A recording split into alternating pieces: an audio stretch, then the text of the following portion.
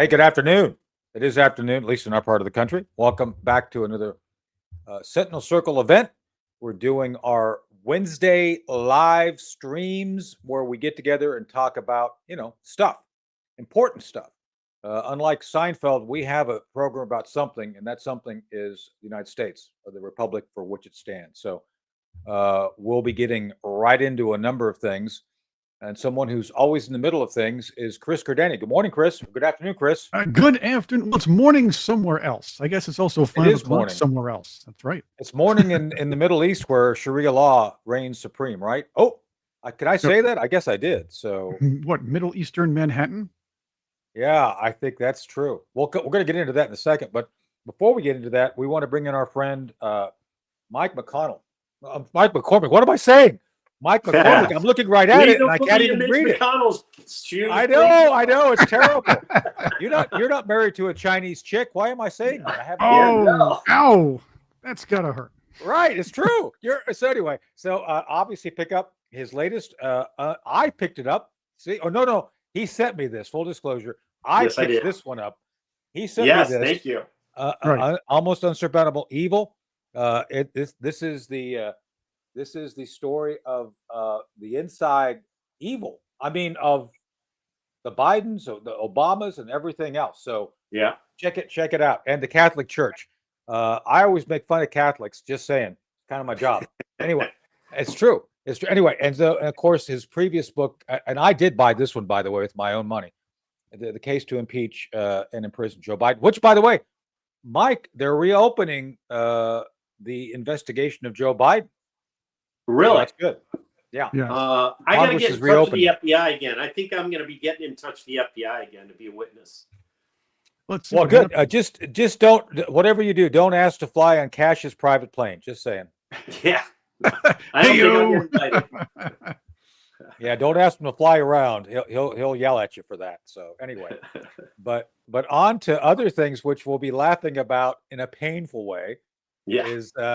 We were just making fun of Sharia law, kind of the Middle East and everything. But gee, I guess is what are we to make of Zoran Mandami?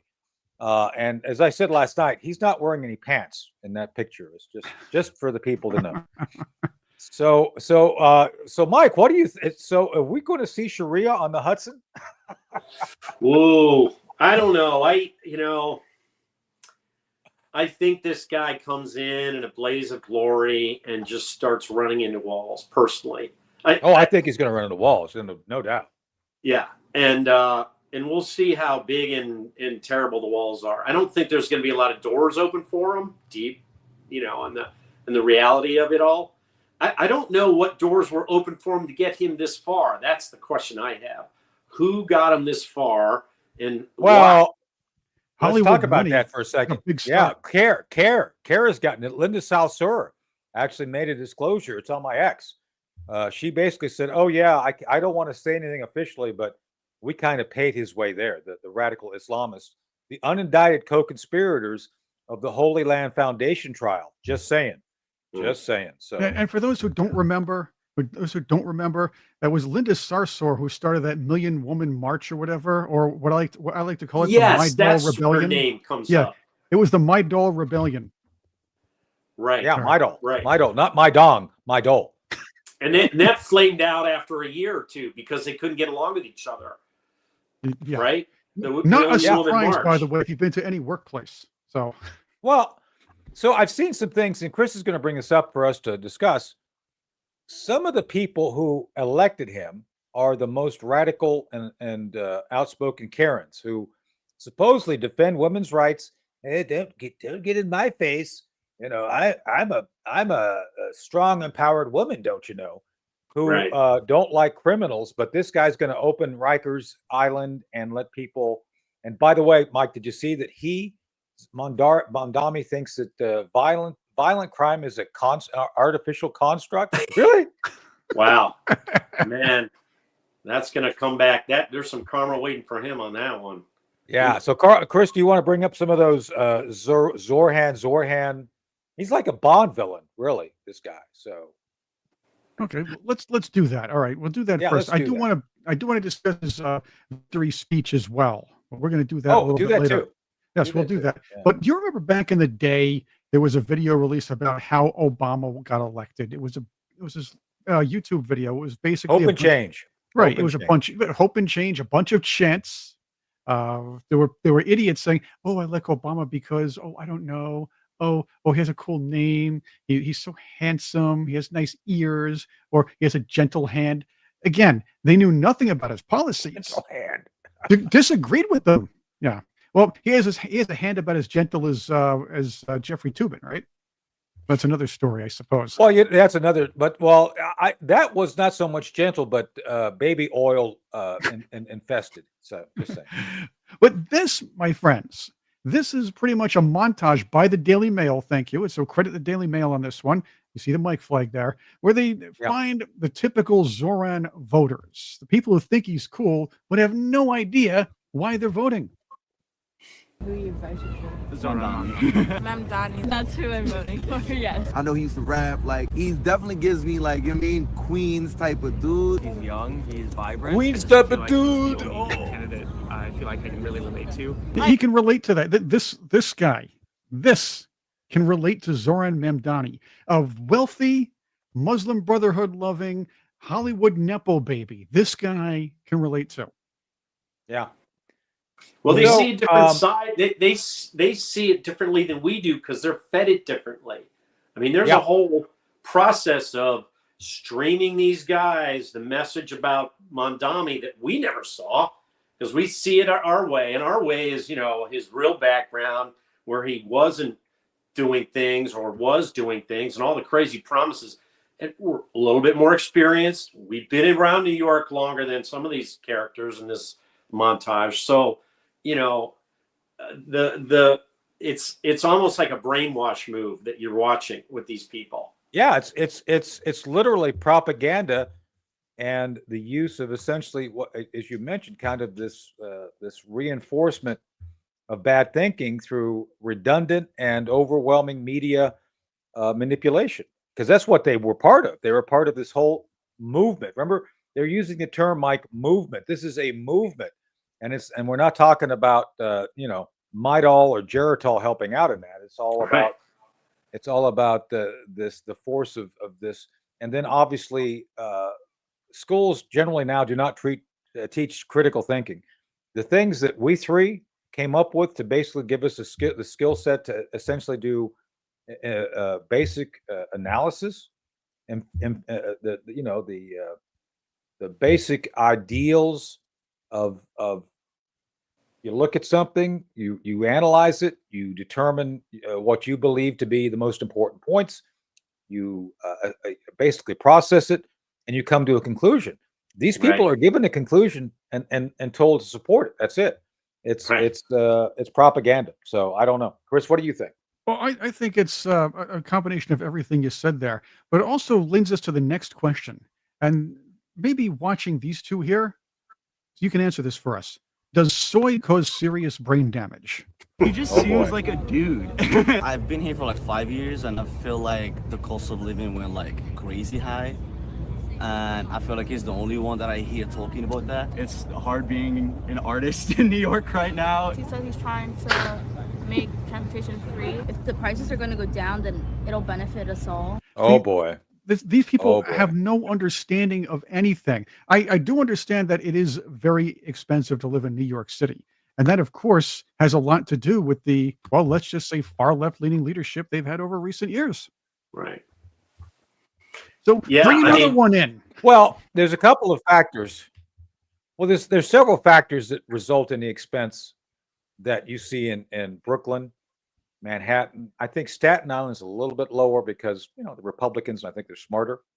The Bronx, but Mike, we talked about in our show last night that there was a survey done, and to be comfortable. Like, I live in a county where you can be comfortable living probably on $70,000. Right. We're a very depressed area, so you can have adequate housing, a big screen TV, food for your hound dogs. And I'm not joking about that. They do a lot of hunting here, so I'm not being derivative or unkind to my neighbors. But in New York, you have to have an order of magnitude more. You have to have $700,000 to have a normal, like a really comfortable middle class lifestyle. So these people are all saying, "Oh, he's gonna Right. lower prices." Like, no, he's not. No, he's not. How do they get so self-deceived that he's just going to lower prices for us? Like, no, it's not possible. Why do these people really think that though? I mean, I don't get it.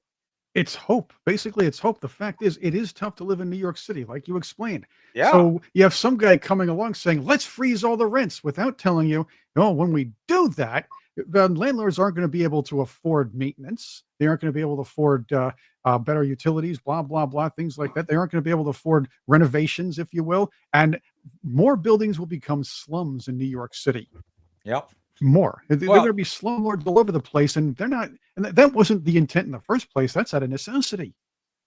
Well, the thing is, and this is where I really do wish people, and I'm a child of the Cold War.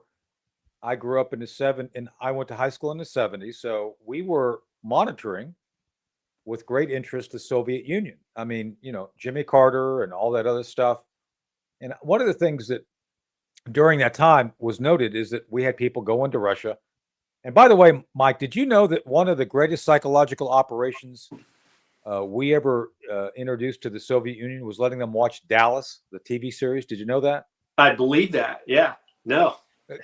So we offered it up to them. It's like, hey, would you like some? And they said, oh yes, we'd love this because this shows the decadent Americans. Right. The Soviet citizens are going to look at this and see how corrupt. It's like, and then so the citizens saw it, it's like, hey, we want some of that. That's pretty cool. Right. It had the opposite effect. But my point is the contrast of Dallas. There he is. There's Larry Hagman. Good guy from all accounts. I've never met the guy before he died, but I've heard he's a pretty good guy. Anyway, Dallas showed that we had a ton of stuff, and we really did. I mean, not everybody lives, like Larry Hagman or but everybody did live.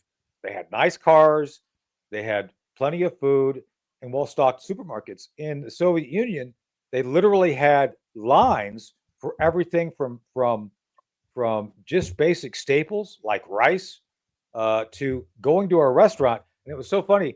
There were stories I read where people would go into a restaurant and they'd be given a menu. And the first thing you do instead of ordering is you ask, what do you actually have on the menu today? Right. As they didn't have it. They didn't have the stuff half the time. So, Mike, we're heading towards lines if they go to this city-controlled city supermarkets, and if they go to this whole taking and basically taking over, you're talking about having lack quickly. I mean, this whole idea that the city's going to basically nationalize apartments. So what do you think? Do you think this is what they're signing? They know what they're signing up for? I think that he's in. The first step in politics is get yourself in office, and then figure out how to lie your way out of pretending that you didn't mean anything that you said to get into office.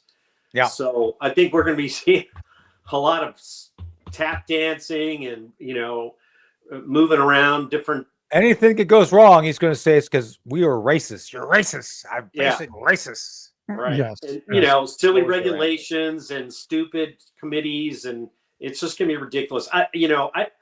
The infrastructure of New York City, I lived there 1 year. I lived there in 1985, and we had an apartment. We had 4 guys in an apartment. I was there in 85. I was there at Fort Hamilton.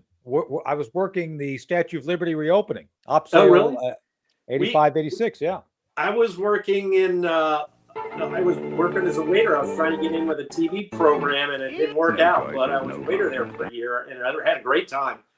4 guys in an apartment. We lived at the edge of Spanish Harlem, 103rd and Madison. I lived literally in a closet. We paid $200 each for our $800 a month apartment. And we could ride the subway up and down and, make a couple hundred. If we made $150 a night as a waiter, that was pretty good money back then. I don't think they can do that these days in Manhattan. I think the prices have gotten higher everywhere. And so, the young kids that used to go there and have these dreams, I think they go there with pockets full of money and wealthy parents. And that's part of the dream process. So, Yeah. We'll see what happens. I remember going down I was telling Chris, I remember going to Alphabet City, and we would go out to clubs like CBGB and places like that. And it was rough back then, right? There were some dark and dirty places you didn't want to go to. Yeah. You had to be careful walking the streets in New York back then. It's not as bad now. I mean, they kind of cleaned it up. They kind of got rid of the skeevy crime. That's until the Rikers people are let out. The Rikers they're coming. That's coming back, and so it's a cycle.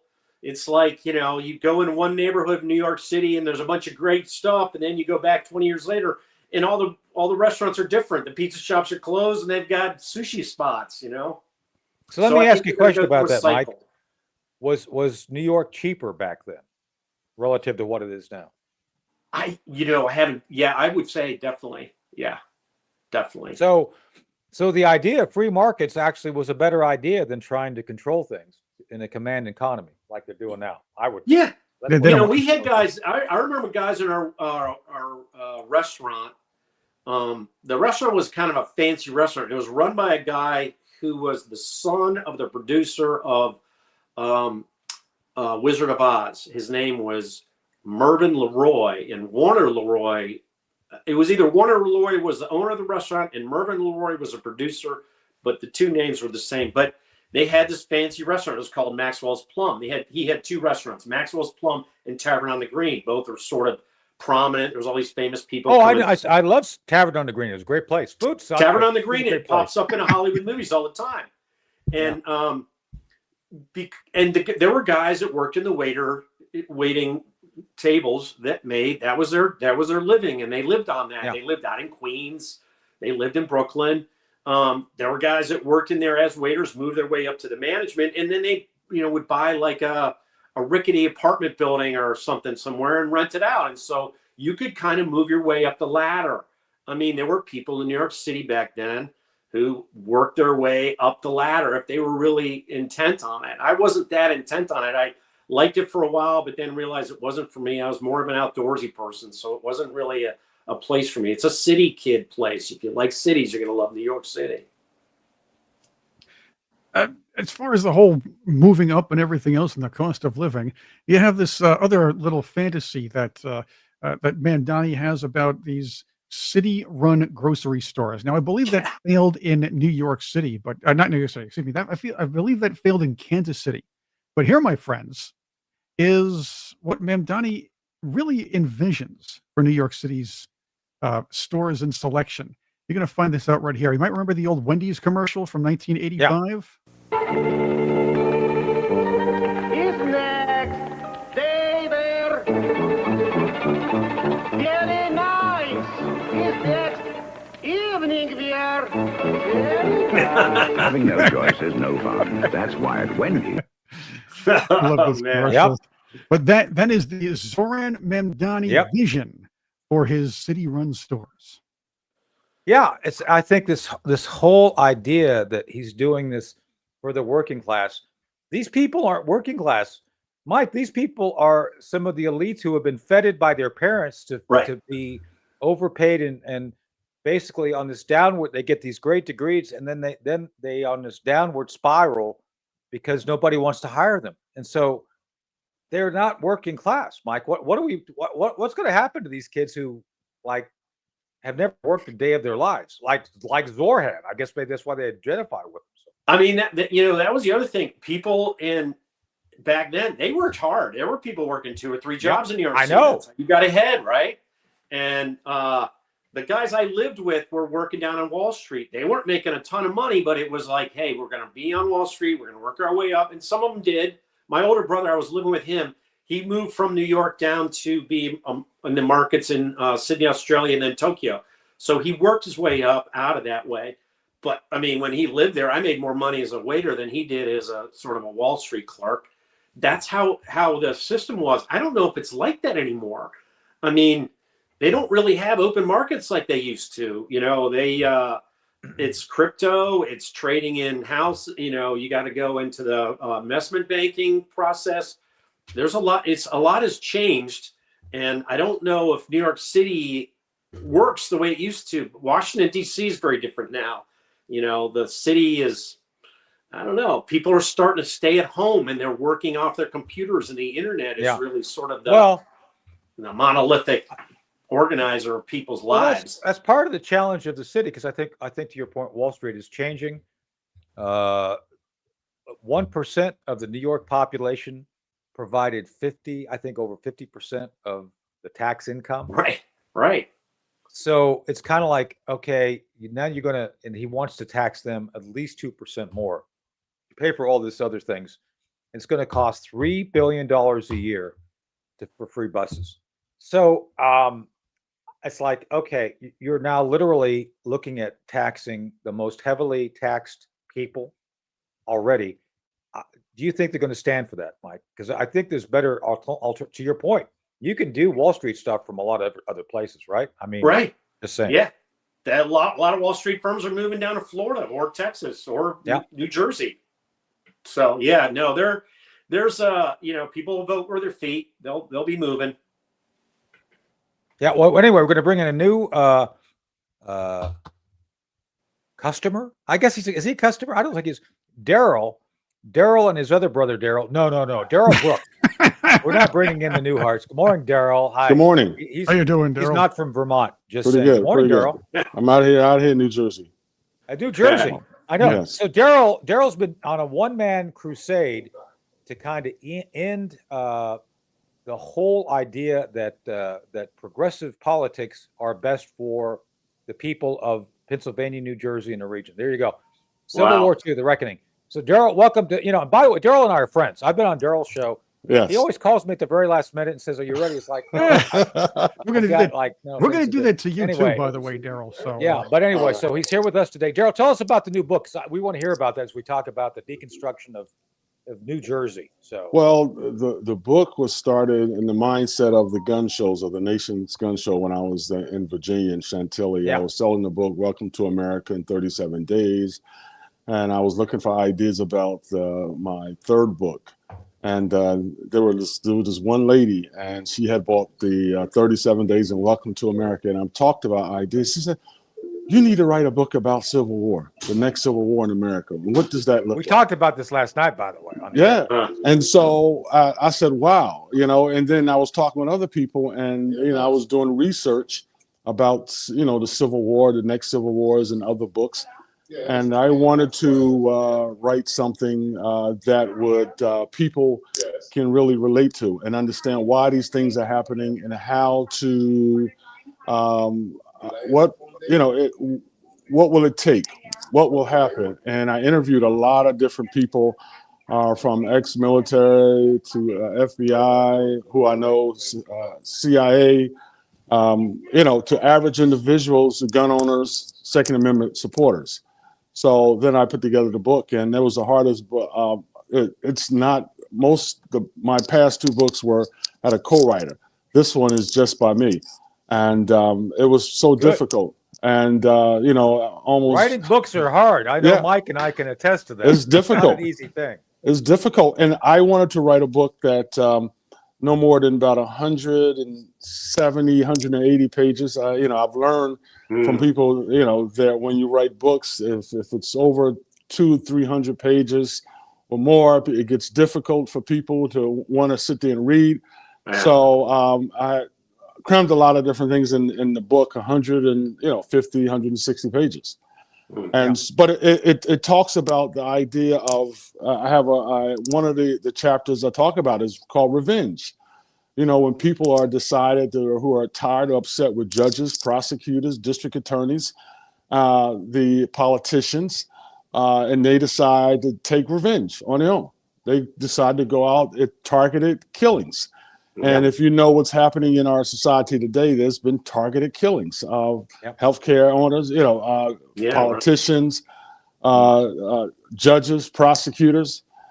People are definitely upset about what's happening to themselves, what's happening to their lives, and family members and society, and even with the immigration issue. ICE. I talk about that. The book was done July 29th, 2025.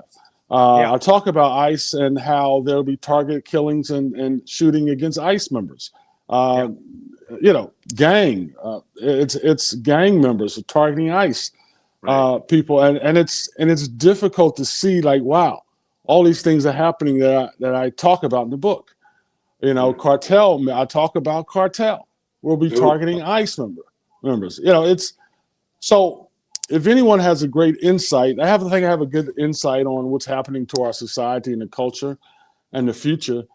These things will happen. It's corny as a country. How do we deal with it? Talk about the militias, possibility. Individuals who are in the military, who are popular in the military, who decide to say, okay, I'm tired of the military. I'm tired of the lies. I'm tired of the deceptions of politicians and presidents sending us off to war. It could happen. Now you got a whole bunch of federal employees who are really upset, right? They're not getting paid. You got some real pissed off people out there right now. Well, so let's go through that a little bit, because I want to kind of go through this in tiers. So first off, last night, Daryl, to your point, and by the way, one of the things that I think most people don't appreciate is good governance. Good governance means people are taxed reasonably. They have a voice in their governance. That is to say, they have people they can go to for representation. You have people who are not busting the budget. Now, I'm a county commissioner down here in North Carolina. I know we spend a ton of time, and I was warned by the people who recruited me. It's like being a county commissioner. It's about being an accountant. It's not glorious. It's not about, do you have moments where it's kind of cool? Yeah, you do. We had a moment the other night where I had to make a movement to do some things which were interesting. It's on my Facebook regarding some of the local politics regarding the monument and the monument park. But anyway, but most of what we do is all about managing the numbers, managing public resources that have to be given to the public utilities, public fire, hospital. I'm on the hospital board. And so I can tell you, Daryl, that most of my time as a public official is spent doing public good for everybody. Yeah. I don't get a choice about what citizens I support or don't support. And I think that's the right thing to do. I don't care what color you are. I don't care if you're a Democrat or Republican. Once you're in office, you're supposed to be doing what you need to for the community.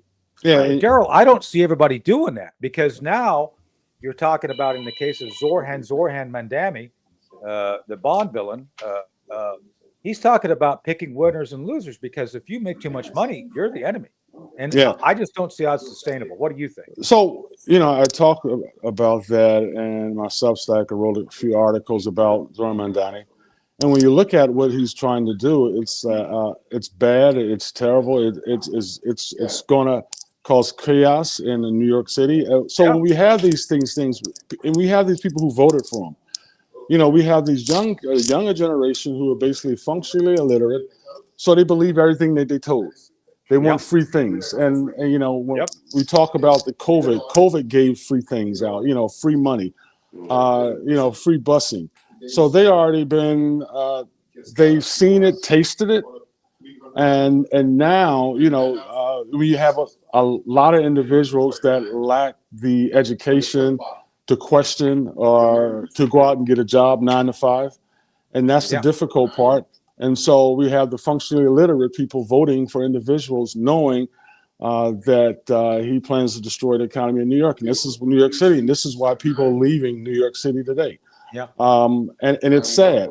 And a lot of it's our fault somewhat. The Republicans and the Democrats who have done nothing to educate young people, that generation, on the problems that we have in our society, and educate them about, what is socialism, what is communism, what is capitalism. Well, and that's the difficult part. Yeah, I want to talk about that, because I have to be honest with you. I did not attend high school here. Mhm. I went to high school in Lisbon, Portugal, and it was a private school because my dad was assigned to the embassy. So Yeah. I'm not going to say, oh, I came up through private schools and I had this great experience. I didn't, because I went my last year of high school. I went to Stebbins High School in Dayton, Ohio, and it sucked. Mhm. Just saying. And even back then in the 70s, I think the schools were on this kind of trajectory of outcome-based education where, yeah, Johnny, don't worry, we're going to pass you even if you can't read. And I think that's resulted then in colleges being very negligent and trying to then bring people up to a certain standard. They have all these things like gender studies. Oh, you can study genders and you're going to be just fine. You'll get a, you'll get a job doing something. Well, But the market can only take so many baristas at Starbucks, right? Yeah. So, well, that's why we talked about in the book, Welcome to America, how cultural Marxism is destroying our country. When you have, boys that believe they're girls, vice versa. When you have kids, all they're doing is playing the violent video games, the TV shows, the movies. They lack the education. And so they stay at home. And, somebody said, listen, hey, I give you free bus, I give you free job, I give you free money. You can work at McDonald's for $20, $25 an hour. Yeah. That sounds exciting. And so one of the things is that people who are lack of education will accept it and go for whatever because they don't have the knowledge and education to challenge it or do something better. Science, mathematics, engineering, all those things matter to the next generation of education. And if these individuals don't have the skills enough to do these things, then we're going to suffer. And we're seeing this suffering now. When they lack the education, you have inner city, suburban, no matter whether you're white, black, or Spanish, who can't read or write. So that's part of the issue, and so this goes back to what Mike wanted to talk about regarding the government bureaucracy not being paid. A lot of workers. Now, I'm one of those that says, well, if you don't notice it missing, maybe you ought to cut it because my life, to be honest with you, has not changed at all. There's not a thing this government shutdown is affected in my life. Just saying. That's right. Yeah, that's and right. So it's kind of like the more Americans notice that, the more it's like, well, maybe we ought to have a smaller government. Just saying. With that said, there are people being hurt by this. I don't believe for a minute that we need to be supporting blindly SNAP. I know people who need it. There are some who do need it right here in the county. We have elderly who really can't work. They should have it. But if you can work, your point, Daryl, if you can work, you can get out there and be productive. You should be out there being productive. It creates not only opportunity for advancement, it creates self-esteem. And that's part of what I think the current generation likes, self-esteem. They're all soy boys. Chris, I think, asked last night, does soy milk damage men? I think it does. Right, Chris, does. didn't you ask It that hurts question? brain cells. Yeah. but definitely you're right. But as I see the trend happening, that people who are not going to get their SNAP benefits, and what will possibly happen, they will become violent. Maybe go into a store and rob a grocery store. Individuals come up, gang inside of a grocery store, and start stealing. And that's the mentality of and once we go down that slippery road, it's not going to stop. And that's the problem we have with individuals that lack the education, lack the morality, lack the understanding of what's right, what's wrong. And will accept anything. And like I've always said, MSNBC, CNN have their own military. Right. And they can just tell the people whatever, and the people believe it because they can't comprehend certain things. Oh, did you hear what? If you ask somebody about Zormandani or Biden or Kamala, or you heard about Trump, what did they say? Oh, CNN said this, or MSNBC said this, and they actually believe that Trump did it because MSNBC said it. Yeah, I've had friends who believe that stuff. Well, who told you that? How do you know about that? Well, MSNBC said it. Well, CNN said it. Really? And it's like, come on. You believe everything that you hear. And these are not just young people. These are people in their 50s and 60s. Yeah. These are people, everyday working citizens, believe everything, and they work in the state building, they work in the federal city, 9 to 5, and they believe it. Well, they Well, were that's the thing. trained, The though. Democrats are counting on certain people believing what they're told, no matter what. For example, the government shutdown right now. The Democrats won't reopen the government unless President Trump has said use the nuclear option, stop the filibuster rule of 60 votes in the Senate, go to 50. We'd open the government tomorrow because the votes are there for 50. They're not there for 60. But the Democrats saying, "Oh, this is a Republican shutdown." No, it's not. And it's all about this Obamacare supplement that's about to end, that was created during the pandemic. Now, one of the great ironies, Daryl, this is one of the great ironies of this whole thing, and I fault the Republicans for not messaging on it. Back under the Biden administration, the Democrats voted to end the subsidies to sunset them. Do you know how many Republicans voted to end the subsidies? Do you know how many voted to get for it? Yeah. None. Wow. The Republicans actually voted to keep them.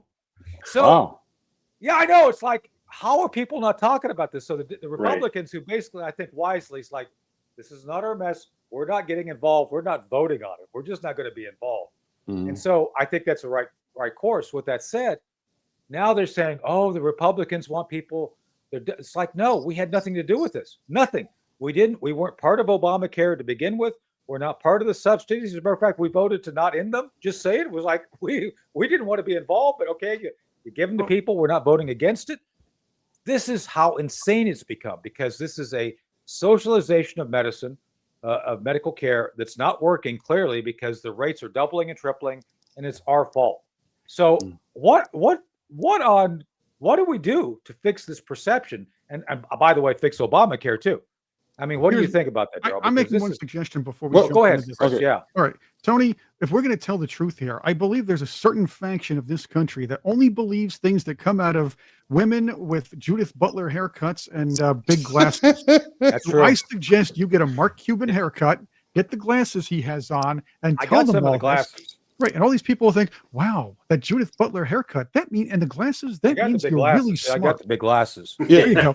So now tell them who's really causing the problem, and maybe we'll distribute it and say, okay, there we go. I mean, he has glasses. And he does Tony, look like Rachel Must Maddow. be true. Must be true. Tony, the only thing I see is what that will solve this problem is that people have to suffer more.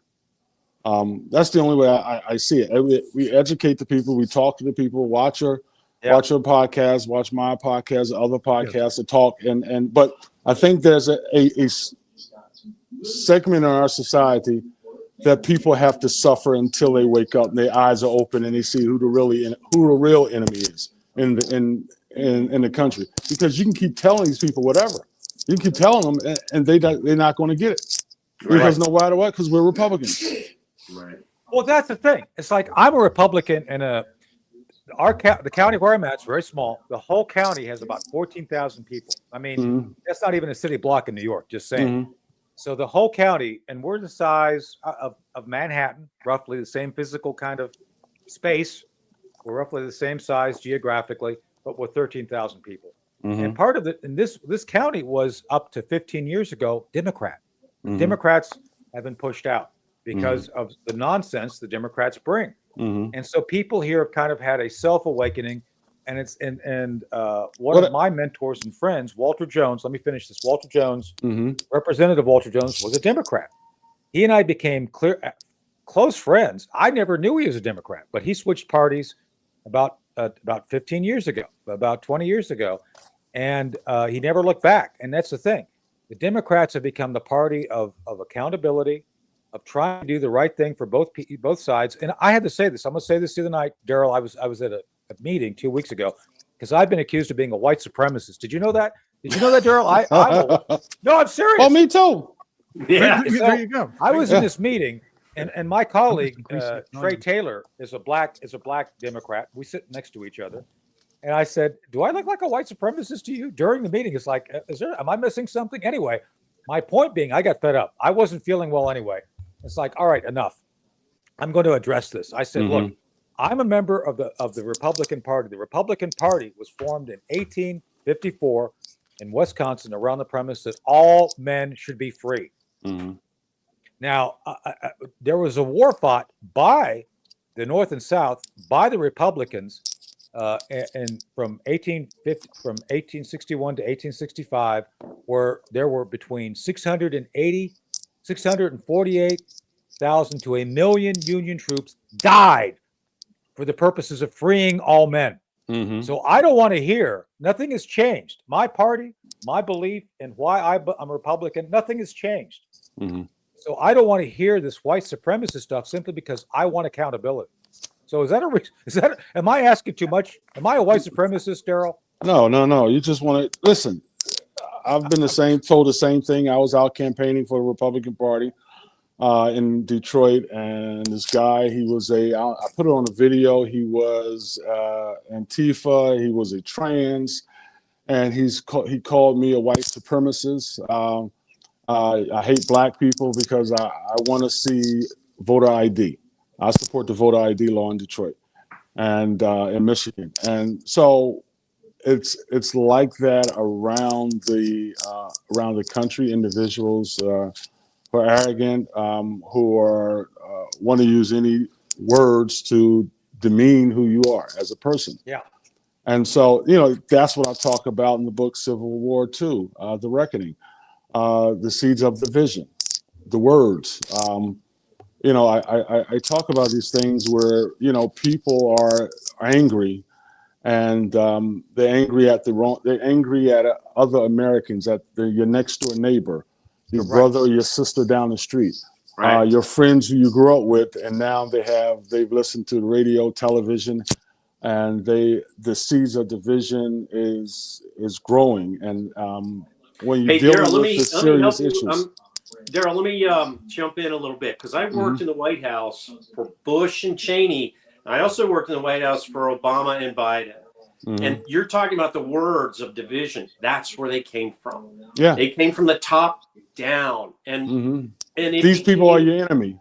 Yeah. And, it became obvious to me as my time there. So I started there in 2002. I left in 2018, 1 year with Trump. That was the best year. It became obvious to me that the press was part of the process of channeling this messaging to create division.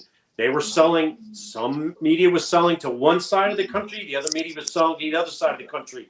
And none of us benefited from it. Neither side benefited from it. And, now we're arguing about Obamacare, but, the Obamacare, the whole process was just so malign and unethical, the whole process. And so all along the way they just hide behind the language, and now we have to fight. We literally have, that's the war that we have to fight, really. I think it's a war of words. Your Civil War, are you talking about it becoming a conflict of physical, or definitely it's both. Words and physical. Things are happening right now as we speak. And I'm going to talk about other things when you talk about the media.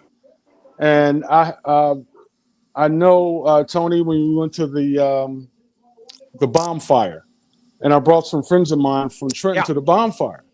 He's a black guy named Anwar. I took him to the bonfire, and he was like, "Oh my God, there's so many white people here." I'm like, "Okay, what are you talking about?" I mean, are you afraid of something? Well, yeah, I did see that movie. What movie are you talking about? Get out! No, stop watching movie. Stop watching MSNBC. Stop watching movies. Stop watching these crazy things. And I said, you work for insurance company. There are white people working with you in your company. Yeah. And how are you afraid of these people? And why are they so nice to me? What are you talking? I mean, it's like they're from Trenton, and it has to deal with what they watch on television, what the videos, the movies, and how they all figure, well, we're going to get hanged, and I've had that. I said, come on down to the bonfire, man. They're crazy out there, man. Don't you watch the news? They don't like you in Chantilly and other places, and Marshall, and are they going to hang you, man? I haven't been hung yet. But that's the thinking of these individuals who have never been outside the area or certain areas, never dealt with people, talked to friends, and shared ideas. They stuck in their old liberal left ways. Yeah. And they listen to what CNN says, MSNBC says, and that causes problems. Instead of people at the bonfire being a friend and getting to know people, you automatically walking in and see the enemy, and that's sad. Institutionalized division. How about Yeah. that? That's So what I it live, is. I live in a gated community. No secret there. My dear friend of mine who's black bought the land next to where I live. I'm looking forward to going there. Like I didn't even think of him as black. He's just another guy that I know who's a really cool guy. And I've said this before, Daryl, with you, and I said it at the first event I think we met. My favorite general is still Bob Harding, a 6'3" black general who was my best boss ever. And it's not because he's black. It's because he is a military case officer like me, had to do a lot of really hairy undercover work that bonded us. So he did it back and I told you this before. He was undercover against the Black Panthers. Just saying. Not there's anything wrong with that. We don't do that anymore. For those who are watching, we don't send undercover operatives. We Army don't send undercover operatives into the Black Panthers. Not anymore. We did it at one time. Just saying. But my point being is that Bob, as a second lieutenant, was attached to the FBI to go do that. And so Bob was in some pretty hairy situations undercover. I've done some pretty hairy undercover work too. My point being, that's why we got along so well, because we understood each other from how it is to do dangerous stuff. Did I care about it was black? No. I actually told him, it's like, you need to up your game, Bob. When you go into a briefing, you need to have the theme from Shaft playing in the background. Just saying. So, Well, that's one of the things I talk about in the book Civil War too. The Reckoning. It's not going to be, when it happens, it's not going to be like the old Civil War. People say, "Oh my God, blacks against whites." I knew it was going to be like that. I said, no, it's what do you believe in as a people, as a culture? What areas of the country you believe in? Because listen, I'm a black man in America. There's black people in America who I don't necessarily agree with. Right. You don't, you against everything I'm against, and I got brothers down in Georgia and Virginia and other places in Pennsylvania who are white, who I agree with, if something ever happens, we'll be all together. And that's what it's about. What do you agree with? What do you believe in? Do you believe that men should be like women or vice versa? Do you believe in socialism, or do you believe in do you believe in capitalism? Do you believe that the communists? Do you believe in that China should run America? There's all these different things that people it's belief systems in this country, and it's a big division, and that's what I'm talking about. What do you believe in? That's what side you're going to be on. So that's the issue. So Daryl, and that's one of the things I appreciate about you. You've been on this one-man quest from the time I've met you, and before that, obviously you were involved or did a book on the election interference, which we share. Philadelphia poll worker. We share that pain. I was just Rasmussen tweeted about this. Chris, we need to get the Rasmussen guy back on as we keep talking about. Yeah, you're feeling all of our pain there. Yeah, because obviously he tweeted out about the Jesse Morgan pallet of ballots thing. It's like, yeah, that was me.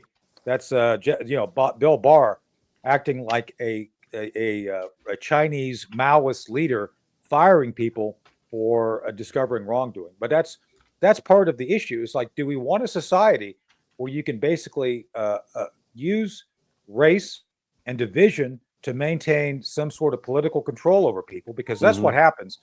It's like this race baiting, and that's what happened with Zoran. Zoran is using race, social inequity, lack, people who believe whatever they're told against us, we who are practically thinking, who want the best for people, right? That's kind of what it comes down to. Yeah, Mikey Sherrill, governor now. I mean, my God, it's like she had, she was terrible at the debates. She didn't know anything. Yeah, Jack Ciattarelli, he won both debates. She lied about I know her Mike Jack, Navy. great guy. I love can it. give you the answer to that, though. I can give you the answer. I live in New York, so I watch all these darn commercials in the New York City market. And Mikey Sherrill's commercials for a couple of weeks before the election were all over the place, virtually every break in these major stations.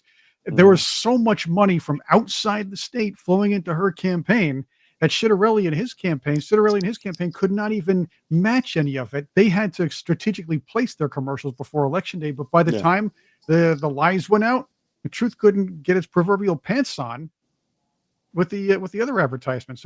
So people had all this stuff that the PACs and the supporters for Cheryl and Cheryl put out there, all the propaganda, that they just believed it after a while. Believed Frequency everything. and reach. Here's a quick stat from inside the White House from working on campaigns. So 2004, 2012, the amount of money that came into politics tripled from 2004 to where it is now. And that's not just the White House politics, that's national politics. People are making so much money, getting paid to have one side of America hate the other side. It validates their existence. That's our system now. There's a lot of people that make a good living doing that. And that's, the media does it, the political operatives do it, the NGOs do it, and then the politicians go and they funnel the money back through. That's why shutting down USAID was a great move. And, hopefully we'll see more That was a money along those laundering scheme lines. from the beginning. And so, and so you're definitely right. So you elect a Mikey Sherrill that had no plan to fix the problems in our state in New Jersey when it comes to taxes, education, and you just elected because she's a Democrat. Hey, I'm a Democrat. Vote for me. Yeah. Okay. Right. And it's and it went through the inner city, the urban areas, Black community. They ate it up, and you can't vote for Jack. Well, Jack has great ideas, but no, he's a Republican. Yeah. Well, How can I vote for him? Yeah, that leads me to a question for all of you here, and this is where I want to go. After this election, your liberal friends are already patting themselves on the back, claiming it's a huge blue wave victory. It's not. There's no news out of here. All you saw is deep blue cities and deep blue states voted for Democrats, just because they were on that team. Yeah. That would have happened no matter what. So did the needle move at all in any way? Or could the needle have moved or move slightly to the right after seeing the performance of Mamdani in New York? And let me say something on that point, Chris, real quick. And I'll get to Prop 50 after that. So, let me answer part of this. So in Virginia, Winsome Sears lost, obviously. And by the way, Gerald, the NAACP endorsed a white woman, not the black woman. The NAALCP. Really? Okay. Anyway, just saying. They're supposed to be for colored people, and I don't think Spam Burger's colored, right? Unless you put some shoe polish on her face, maybe she would be colored, but she's not. Anyway. But I digress. But back to the topic. So she, Spam Burger, got the same number of votes within 10,000 as Terry McAuliffe did when Terry McAuliffe lost. So there was literally no change in the number of Democrats who came out. What dropped off was the independents and Republicans. So that's what really happened in Virginia. So I'm just saying it was literally the same number of votes, but the enthusiasm dropped off. Why that is, we can debate it. There she is, Spam Burger. Spam Burger. And man, oh man, you have to have a lot of ketchup to go on that burger, just saying. And this spam is not lovely and wonderful. It's not. Anyway, so but back over to you, Chris. I just want to make that point that the Democrats in Virginia showed up at about the same amount. Yeah. Literally. But it was the lack of enthusiasm by others, which, by the way, if you're not enthusiastic, I guess that's a lesson. Anyway, go ahead, Chris. Well, let's see. I contend that this will ultimately result in the moving of the needle next year to the right. And this is because we're going to see Zoran Mamdani's performance as mayor. Now, he's going to perform as a speaker pretty nicely, but not as mayor. And you're going to see Prop 50 backfire because as California is going to gerrymander its districts, that gave that and this next Supreme Court decision involving the idea that race should not be a factor when it comes to putting congressional districts together, you're going to see red states getting that green light from Gavin Newsom to turn around and say, okay, you're doing it. We're just going to district fairly. And that, studies have shown, could give Republicans a total of 20 plus net seats as far as a gain in the 2026 elections, no matter how anything goes. So I say that while your liberal friends are celebrating, they're going to be in for a rude awakening next year. What say you all? Yeah. Agree. And also, Tony, also guys, we need great candidates next year and the next coming years. Great candidates who have the intellect, that has the political savvy, personality to change things around, and that could change things around for Republicans. That we have great candidates, educated, not mediocre, because mediocre doesn't win. Exceptional talents. I'd like to see predictions of. Well, let me say something before you go, Mike. Let me say something to Daryl on that. So you're saying that Mario Cuomo, who had to apologize for killing people in nursing homes, wasn't the best guy to go against Mondami, right? Is that what you're saying? No, he wasn't at all. Sorry, back over to you, Mike. I just want to. But Cuomo did apologize. I think it was Friday.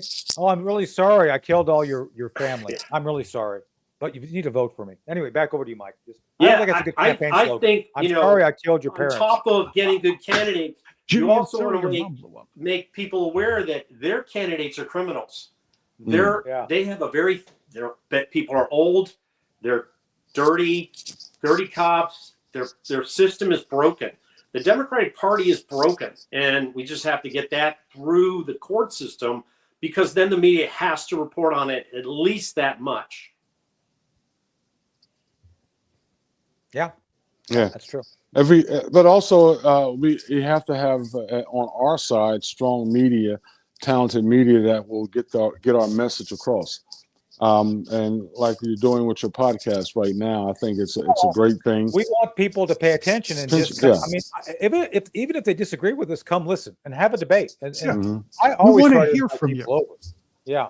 But we know that the Democrats and the left, they won't debate us on the podcast. Well, some a little bit. Matt and I are friends. Matt is what we say, Chris? He's a lefty. He's a center left fellow, decent guy. Yeah. But we talk. Yeah. Yes. But he's one of the few. He very few will come over. So I don't, and because they can't really debate. They are outcome based, educated, who are taught to parrot propaganda points, and when those points don't work, they have nothing to say. Right, Chris? Is that accurate? I think you're right. They were trained as such, and this is what they have to do. And they also have been convinced, or at least they're worried about losing their own leftist street cred if they appear on some kind of debate or some kind of stage with somebody that's perceived as a right-wing demon, which means anybody to the left of, let's just say, Trotsky. The fact is, look, even centrists, these people, they'll cancel you in a second if you let's say, humanize somebody that they feel should be demonized. They almost did that to Jimmy Fallon when he gave Trump the noogie. But there are leftists, left-leaning speakers who have been threatened as far as their listeners or viewers for coming on to right-wing shows.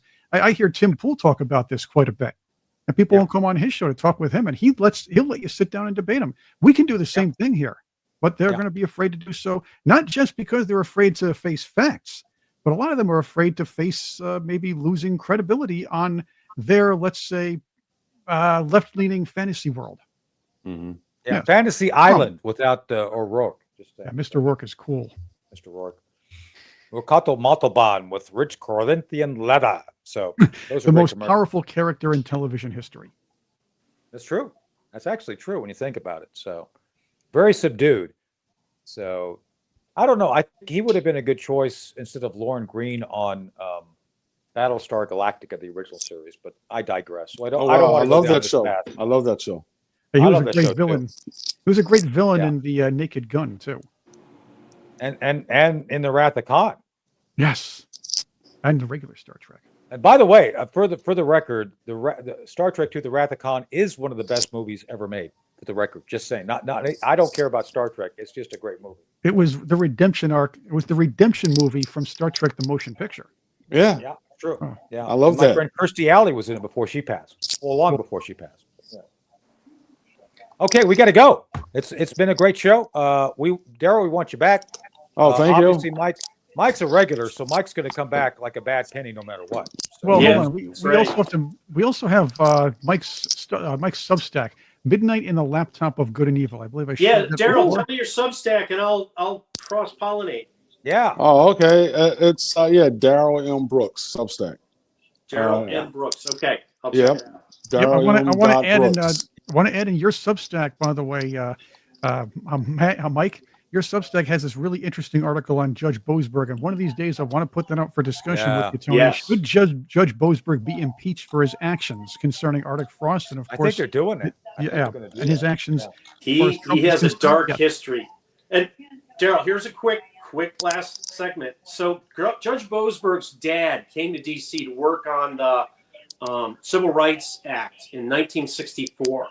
And as I was writing this article, I looked at the homicide, D.C. homicide rates, the history of it.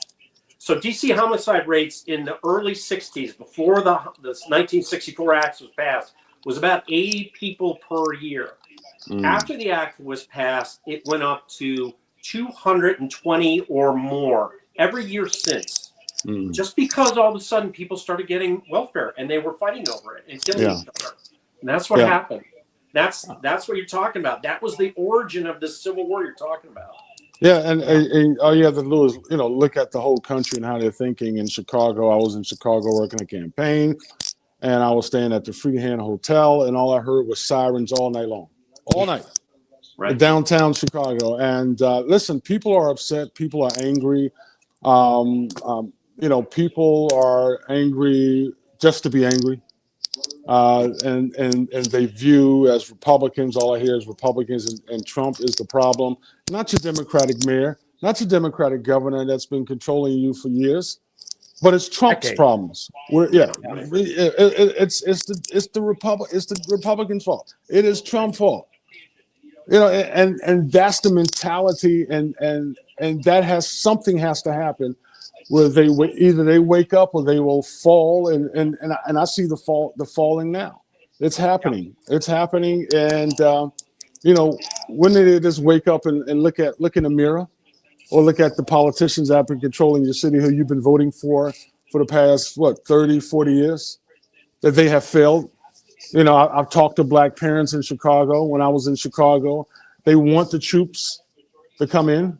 They want the troops to protect their children because their children cannot walk to school, play outside, play in the parks. But who is trying to stop them? The liberals, the liberal left. No, they don't. We don't need the troops there. We don't need the troops in that community. But the liberal left or white, black, Spanish, or not going into these areas to help protect their children. Now they have a sick fascination with the criminals. A sick fascination no. and need to support criminals. I'm just going to say it. I think it's racist that they won't allow equal protection of these endangered communities. What do you think? Yeah. Because Pritzker's white, and somehow he doesn't want to give resources to the black community. And so, by the way, some of the black communities figured this out. It's like, dude, this is enough. We're tired of allowing you all to victimize us, which I think is what the Democrats still do. Just Washington is clean up right now. Washington is clean. I'll be there. I'll be there Saturday and Sunday for the National Veterans Parade. Saturday and Sunday. I'll be there. The parade starts at 11 o'clock on Sunday. My friend Mike Flynn is the Grand Marshal. I'm there to do color commentary and make fun of people who are dressed inappropriately. Just saying, it's going to happen. Anyway, but yeah, it's going to. I'm telling you, people do. Anyway, I got to go. All right, guys. Thank you, Daryl. Thanks. Great. We need to come back and talk about Chicago.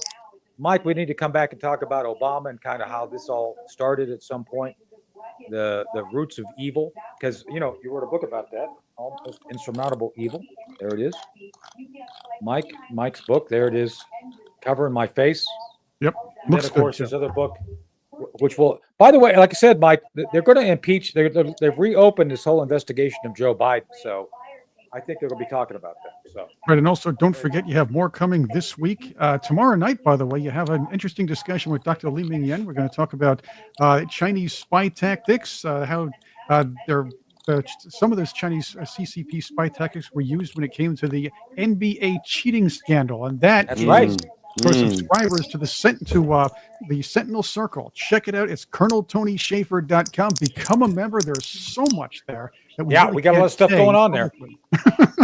Hey guys, they also, talk about Go ahead, I also got 2 chapters in the book about the China and the China drones and how China will influence Americans believe that it's the government against them and it's really China. Right. Yeah. You know, all these things. Yeah. Yeah. No, I think I may ask her about Eric Swalwell being pegged. No, I can't say that, can I? Oh, his legislation has no teeth, but he had a lot of fang. He had a lot of fang. So he's like he had a lot of General Zhao's chicken stuffed up his orifice, but I don't know which one. So that's where all the gas came from. I don't know. But it's like a bad episode of Hawaii Five-0 with Wo Fat, right? Ooh. Right. Oh. Hey, did you know, by the way, a little trivia. Did you know Woe to Wo Fat was the last episode of Hawaii Five-0? Just a little bit trivia. So, yeah. Woe to Wo Fat. And maybe that Wo Fat got stuck on a certain California politician. All right. Where can I watch this at? Will this be on Facebook and I can share this, or how do I share this? We're live. It's live on Facebook, X. Yeah. So you can get that off of my channel on Facebook, or Tony's channel on X, mine on X, and of course YouTube. We're pretty much everywhere right now. Awesome. We'll be expanding even more. There we go. All right. Yeah. So anyway, I got to go to a library and actually talk to the librarian. And it's not about overdue books, thank God. So anyway, but I got to go. Daryl, thanks for being here. Thanks to Mike, and then obviously thanks to Chris for running everything. We'll be back next Wednesday. We'll see you tomorrow night for the China discussion. Sunday night we have the Sunday debrief. Anyway, too many shows. So we'll see you next Wednesday. All right, and I'll be unblocked.